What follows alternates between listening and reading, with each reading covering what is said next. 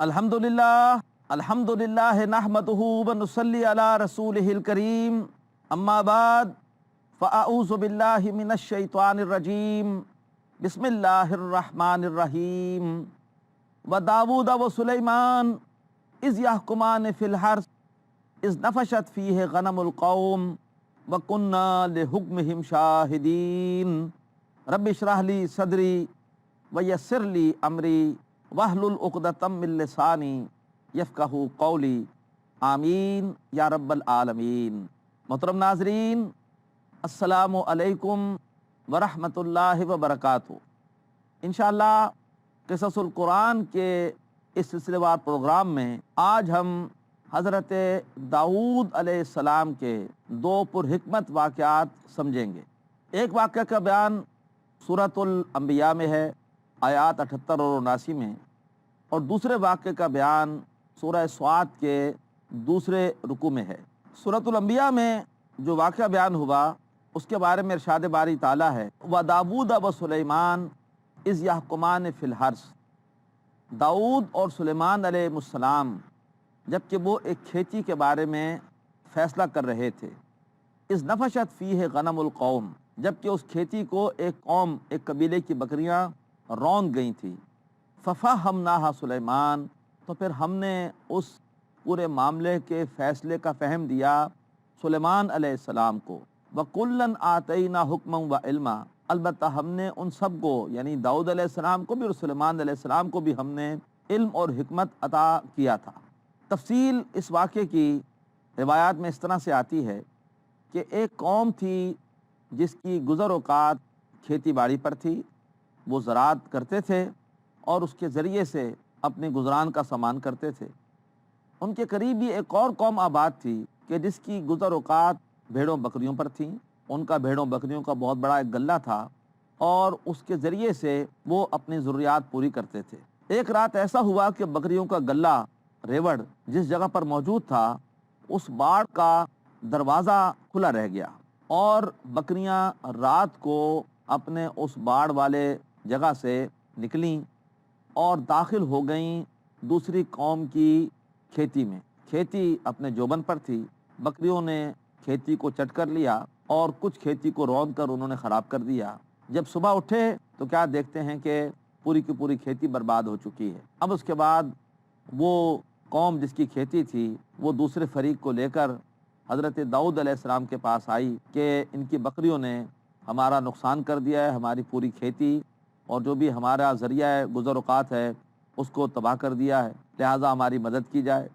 हज़रत दाऊद अलैहिस्सलाम ने अंदाज़ा लगाया कि जो खेती थी उसकी मालियत क्या है।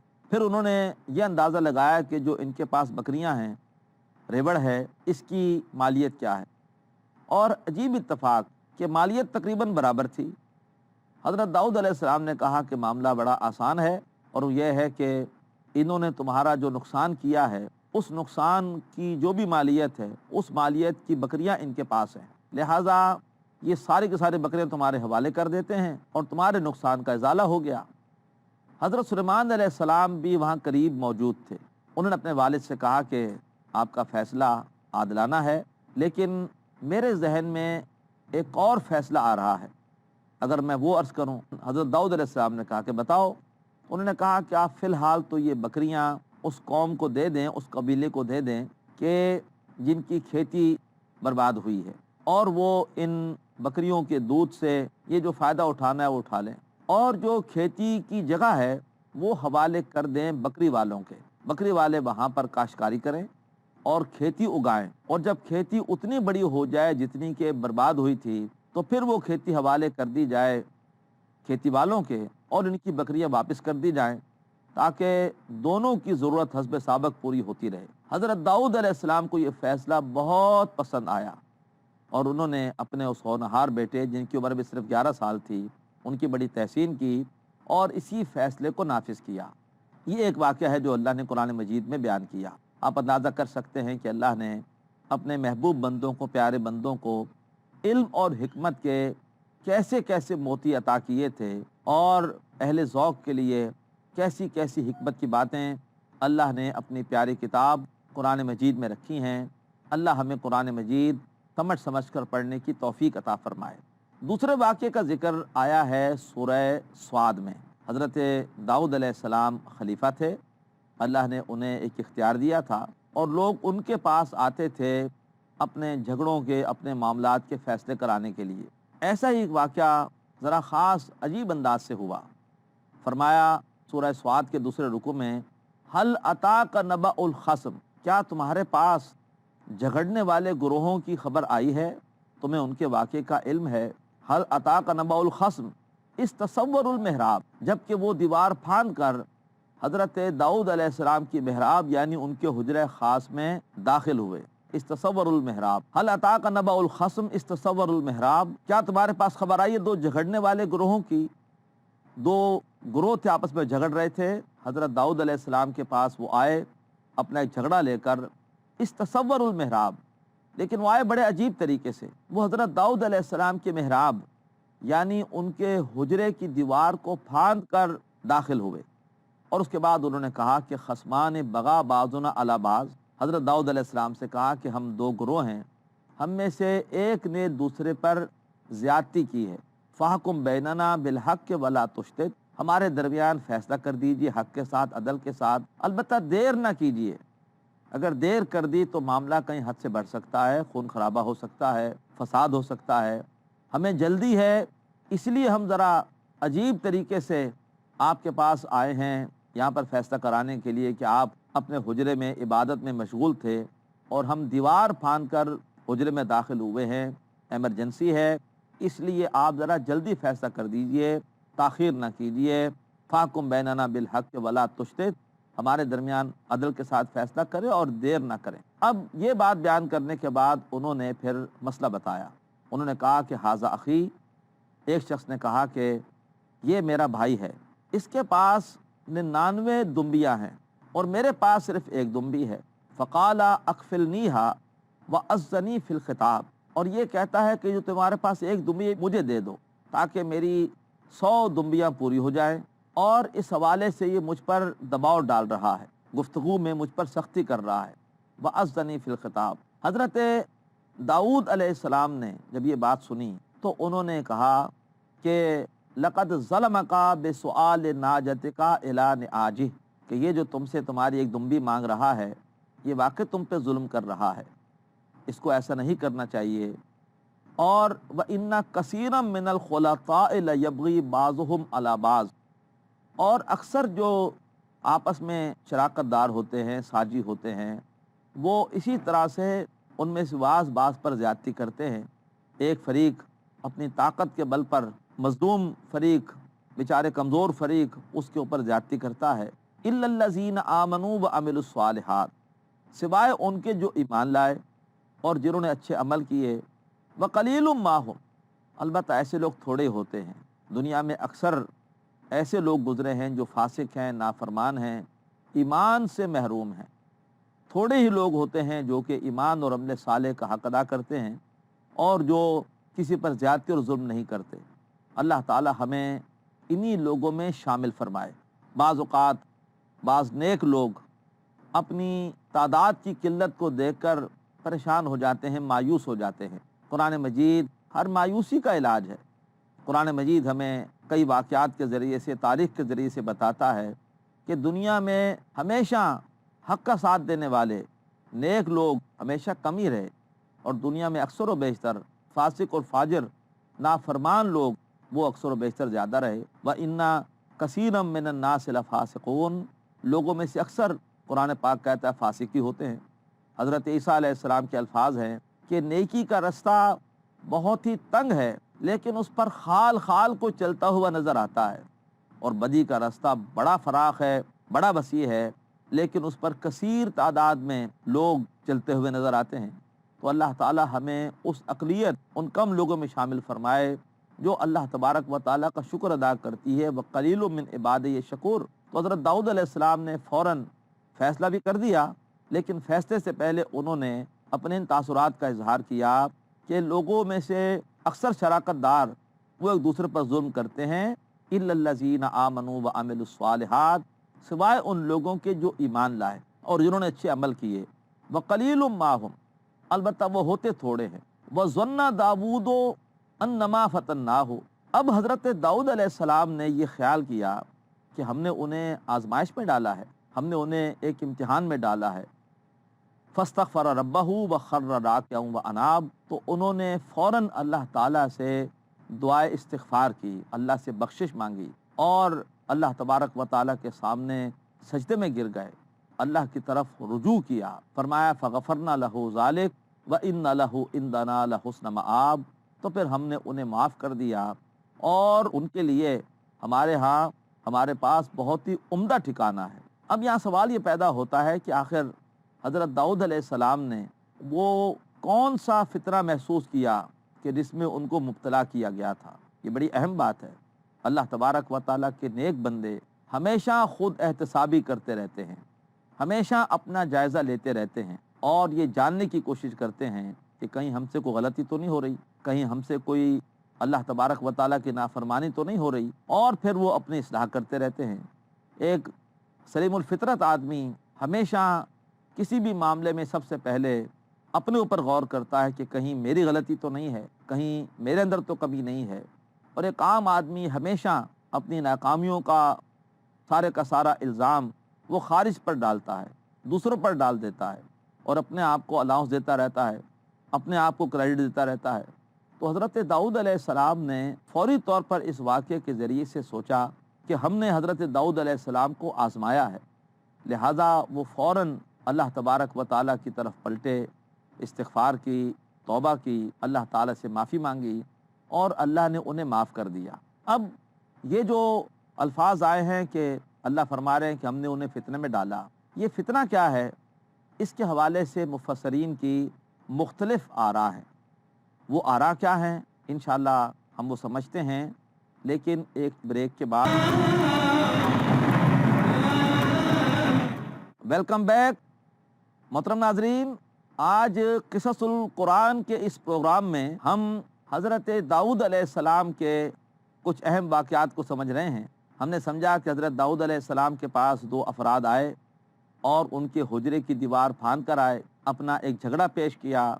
داؤد علیہ السلام نے جھگڑے کا فیصلہ بھی کر دیا، ساتھ یہ بھی بتا دیا کہ اکثر شراکت دار وہ دوسروں پر زیادتی کر بیٹھتے ہیں، لیکن ساتھ ہی ان کو یہ احساس ہوا کہ اللہ نے انہیں آزمایا ہے۔ اب یہ ان کی کیا آزمائش تھی، اس کے بارے میں مفسرین کی مختلف آراء ہیں۔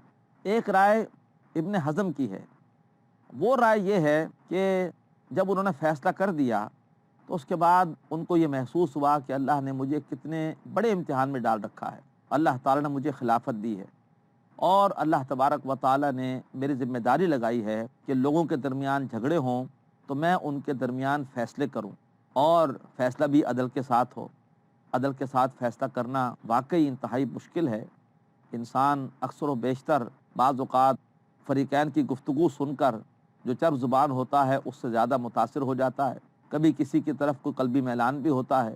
یہ بہت ہی نازک کام ہے، لہٰذا وہ سمجھ گئے کہ یہ اللہ کی بہت بڑی آزمائش ہے کہ جس سے وہ گزر رہے ہیں، اور اللہ تبارک و تعالیٰ ہی اس آزمائش میں انہیں سرخرو کر سکتا ہے، اور ممکن ہے کہ فیصلہ کرتے ہوئے کسی وقت ان سے کسی بشری تقاضے کے تحت کوئی جانبداری بھی ہو گئی ہو، کوئی عدل سے ہٹ کر بھی فیصلہ ہو گیا ہو، تو لہٰذا ایک دم اس احساس سے رکت طاری ہو گئی، اور ایسی رکت طاری ہوئی کہ بے اختیار سجدے میں گر پڑے اور اللہ تعالیٰ سے معافی مانگی کہ اللہ اگر واقعی اس نازک منصب کے حوالے سے مجھ سے کوئی کوتاہی ہوئی ہے، یا یہ ہے کہ میں فوری طور پر دستیاب نہیں تھا، مجھے فوری طور پر دستیاب ہونا چاہیے تھا، ان کو دیوار پھاند کر اندر آنا پڑا، تو اے اللہ جو تاخیر ہوئی ہے اس فیصلے میں تھوڑی سی، اے اللہ تعالیٰ تو مجھے معاف فرما دے، اور اللہ تبارک و تعالیٰ نے انہیں معاف فرما دیا۔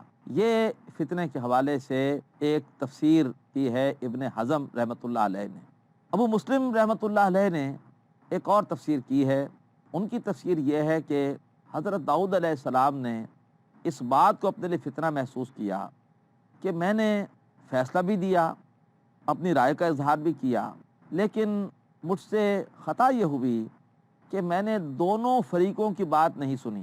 میں نے ایک فریق کی بات سنی جس کے پاس صرف چونکہ ایک ہی بھیڑ تھی، ایک ہی دمبی تھی، اور اس کی وجہ سے مجھے اس کے ساتھ ہمدردی ہوئی، اور دوسرا فریق مالدار تھا، اس کے پاس 99 دمبیاں تھیں، میں نے اس کی بات نہیں سنی، اور بغیر اس کا موقف سنے اپنی رائے کا اظہار کر دیا۔ مجھے ایسا نہیں کرنا چاہیے تھا، مجھے دونوں فریقوں کی موقف سننے کے بعد کوئی رائے دینی چاہیے تھی، یہ میری خطا ہے اور اس وجہ سے میں ایک فتنے میں آ گیا ہوں۔ تو فوری طور پر اللہ کے نیک بندے جب ایسا احساس کوئی ان کے دل میں آتا ہے تو توبہ کرتے ہیں، لہٰذا فوراً روتے روتے سجدے میں گر گئے، اللہ تبارک و تعالیٰ سے معافی مانگی اور اللہ نے انہیں معاف کر دیا۔ حضرت عبداللہ ابن عباس رضی اللہ تعالیٰ عنہ نے ایک تیسری تفسیر کی ہے اور اکثر مفسرین نے، جمہور نے اسی تفسیر کو راجح قرار دیا ہے، ترجیح دی ہے۔ وہ تفسیر یہ ہے کہ حضرت داؤد علیہ السلام نے یہ طے کیا تھا کہ میں اپنے مختلف امور کے لیے الگ الگ 4 دن مختص کروں گا۔ میں ایک روز دربار میں بیٹھوں گا، لوگوں کے مسائل سنوں گا اور فیصلے کروں گا۔ ایک دن میں پورا کا پورا اللہ تبارک و تعالیٰ کی عبادت میں گزاروں گا۔ ایک دن میں اپنے ذاتی مختلف کام کاج کروں گا اور ایک دن میں لوگوں کو واعظ و نصیحت کروں گا۔ یہ 4 دن مختص کر لیے۔ اب اس کے بعد ایک دن جو انہوں نے مختص کر رکھا تھا عبادت کے لیے، اپنے حجرے میں عبادت کر رہے تھے، اللہ کی بارگاہ میں کھڑے تھے، نماز پڑھ رہے تھے، اور عین اس دوران وہ 2 لڑنے والے گروہ دیوار پھاند کر ان کے پاس آئے۔ اب انہیں احساس ہوا کہ اللہ تعالیٰ نے مجھے کسی اور کام کے حوالے سے ایک بڑی ذمہ داری دی ہے۔ بلا شبہ عبادت وہ تو میں روز بھی کرتا ہوں، لیکن ایک ہوتا ہے کوئی عابد، کوئی عام انسان، وہ اگر عبادت کرتا رہے تو کوئی بات نہیں، مجھے اللہ نے اس سے ایک زیادہ بڑا کام دے رکھا ہے، میرے لیے وہ زیادہ اہم ہے، اور وہ ہے کہ میں ہر وقت دستیاب رہوں لوگوں کے درمیان جھگڑوں کا فیصلہ کرنے کے لیے۔ اگر میں ہر وقت دستیاب نہ ہوا اور کسی وقت فیصلے کے حوالے سے تاخیر ہوئی اور اس کی وجہ سے لوگ آپس سے باہر ہو گئے، فریقین 2 لڑنے والے آپس میں انہوں نے فساد مچا دیا، خون خرابہ کر دیا، تو یہ کتنا بڑا زمین پر ظلم ہوگا۔ لہٰذا مجھے تو ہر وقت دستیاب ہونا چاہیے، ایسا نہ ہو کہ لوگوں کو فیصلہ کرانے کے لیے میرے تنہائی کے اوقات میں دیوار پھاند کر میرے پاس آنا پڑے۔ ان کو اندازہ ہوا کہ میرے لیے اللہ نے زیادہ اہم کام یہ رکھا ہے کہ میں ہر وقت دستیاب رہوں اور لوگوں کے مسائل کے فیصلے کروں، تاکہ بات کہیں آگے نہ بڑھے اور عدل میں تاخیر نہ ہو، فوری انصاف لوگوں کو دستیاب ہو۔ لہٰذا انہوں نے محسوس کیا کہ جو میں نے فیصلہ کیا تھا اس کے ذریعے سے مجھ سے خطا ہوئی ہے، اور اب میری اولین ترجیح ہونی چاہیے عدل کے ساتھ، حق کے ساتھ فیصلے کرنا۔ اس لیے اس تفسیر کو ترجیح دی گئی کہ جو اس رکوع کی جو آخری آیات ہیں وہ پھر اسی تفسیر کے حوالے سے ہمیں بڑی مربوط نظر آتی ہیں۔ اللہ تبارک و تعالیٰ نے حضرت داؤد علیہ السلام کی بخشش کے اعلان کے بعد اور ان کے ایک اپنے ہاں اعلیٰ مقام کے اعلان کے بعد کہ وَغَفَرْنَا لَهُ ذَلِكَ وَإِنَّ لَهُ عِندَنَا لَحُسْنَ مَآب، ہم نے انہیں بخش دیا اور ان کا ہمارے ہاں ایک بہت ہی عمدہ مقام ہے، بہت اونچا مقام ہے۔ اس کے بعد اللہ نے فرمایا یا داود انا جعلناکا خلیفتن فی الارض، اے داؤد ہم نے تمہیں زمین میں خلیفہ بنایا ہے، تمہیں ہم نے ایک بہت بڑا منصب دیا ہے۔ تمہارا اولین کام کیا ہونا چاہیے؟ فاحکم بین الناس بالحق، تم لوگوں کے درمیان عدل کے ساتھ، حق کے ساتھ فیصلے کرو، ولا تتبع الہوا، اور دیکھنا خواہشات کی پیروی نہ کرنا، فیضلک عن سبیل اللہ، ورنہ وہ خواہشات تمہیں اللہ تبارک و تعالیٰ کی راہ سے ہٹا دیں گی۔ ان الذین یضلون بافواہہم لہم عذاب شدید بما نسوا یوم الحساب، جو لوگ خواہشات کی پیروی کرتے ہیں بغیر کسی علم کے، ان کے لیے اللہ تبارک و تعالیٰ نے ایک شدید عذاب تیار کر رکھا ہے، اس لیے کہ وہ یوم حساب کو بھول گئے، اللہ کے سامنے حاضری کو بھول گئے۔ دنیا میں 2 ہی اطاعتیں ہوتی ہے، تیسری کوئی اطاعت نہیں ہے، یا تو اطاعت ہوتی ہے خواہشات نفس کی، اور یا اطاعت ہوتی ہے شریعت کی۔ یا انسان من چاہے زندگی بسر کرتا ہے، یا انسان رب چاہی زندگی بسر کرتا ہے۔ اللہ نے فرمایا کہ داؤد تم نے خود بھی رب چاہی زندگی بسر کرنی ہے، اور تم نے اللہ تعالیٰ کے احکامات کے ذریعے سے لوگوں کے درمیان عدل کرنا ہے۔ جان لو کہ اللہ تبارک و تعالیٰ کو سب سے جو چیز پسند ہے وہ عدل ہے۔ اللہ کا نام ہے المقسط، اللہ کا نام ہے العادل، اللہ کا نام ہے العدل، اللہ کے 3 نام عدل کے حوالے سے ہیں۔ تو اللہ تبارک و تعالیٰ وہ تو چاہتا ہے کہ دنیا میں عدل قائم ہو۔ اسلام کا کیچ ورڈ کیا ہے؟ ایک لفظ میں اگر کوئی پوچھے کہ اسلام کیا چاہتا ہے، اسلام دنیا میں عدل چاہتا ہے۔ ان اللہ یحب المقسطین، بے شک اللہ تعالیٰ عدل کرنے والوں کو پسند کرتا ہے۔ قرآن مجید ہمیں کئی واقعات کے ذریعے سے، تاریخ کے ذریعے سے بتاتا ہے کہ دنیا میں ہمیشہ حق کا ساتھ دینے والے نیک لوگ ہمیشہ کم ہی رہے، اور دنیا میں اکثر و بیشتر فاسق اور فاجر نافرمان لوگ وہ اکثر و بیشتر زیادہ رہے۔ وَإِنَّ کثیرا من الناس لفاسقون، لوگوں میں سے اکثر قرآن پاک کہتا ہے فاسق ہی ہوتے ہیں۔ حضرت عیسیٰ علیہ السلام کے الفاظ ہیں کہ نیکی کا رستہ بہت ہی تنگ ہے، لیکن اس پر خال خال کو چلتا ہوا نظر آتا ہے، اور بدی کا رستہ بڑا فراخ ہے، بڑا وسیع ہے، لیکن اس پر کثیر تعداد میں لوگ چلتے ہوئے نظر آتے ہیں۔ تو اللہ تعالی ہمیں اس اقلیت، ان کم لوگوں میں شامل فرمائے جو اللہ تبارک و تعالیٰ کا شکر ادا کرتی ہے۔ وَقَلِيلٌ مِّنْ عِبَادِيَ الشَّكُورُ۔ تو حضرت داؤد علیہ السلام نے فوراً فیصلہ بھی کر دیا، لیکن فیصلے سے پہلے انہوں نے اپنے ان تاثرات کا اظہار کیا کہ لوگوں میں سے اکثر شراکت دار وہ ایک دوسرے پر ظلم کرتے ہیں، إِلَّا الَّذِينَ آمَنُوا وَعَمِلُوا الصَّالِحَاتِ، سوائے ان لوگوں کے جو ایمان لائے اور جنہوں نے اچھے عمل کیے۔ وَقَلِيلٌ مَّا هُمْ، البتہ وہ ہوتے تھوڑے ہیں۔ وَظَنَّ داؤد انما فتناہ، اب حضرت داؤد علیہ السلام نے یہ خیال کیا کہ ہم نے انہیں آزمائش میں ڈالا ہے، ہم نے انہیں ایک امتحان میں ڈالا ہے۔ فاستغفر ربہ وخر راکعا واناب، تو انہوں نے فوراً اللہ تعالیٰ سے دعائے استغفار کی، اللہ سے بخشش مانگی، اور اللہ تبارک و تعالیٰ کے سامنے سجدے میں گر گئے، اللہ کی طرف رجوع کیا۔ فرمایا فغفرنا لہ ذالک وان لہ عندنا لحسن مآب، تو پھر ہم نے انہیں معاف کر دیا، اور ان کے لیے ہمارے ہاں، ہمارے پاس بہت ہی عمدہ ٹھکانہ ہے۔ اللہ تبارک و تعالی ہمیں بھی اس دنیا میں عادلانہ نظام کے قیام کے لیے مال اور جان سے کوشش کرنے کی توفیق عطا فرمائے۔ وآخر دعوانا ان الحمد للہ رب العالمین۔